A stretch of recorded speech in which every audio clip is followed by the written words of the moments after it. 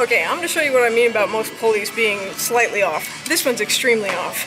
Take a look at the weight stack. If I put this weight pin all the way down to 180, I weigh about 120, 130. So really, I should be doing pull-ups on this thing.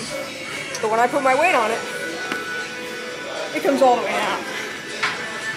Meaning this pulley's off by at least 50 to 60 pounds. They're not all like that extremely off, but just to demonstrate that a lot of cable machines are off one way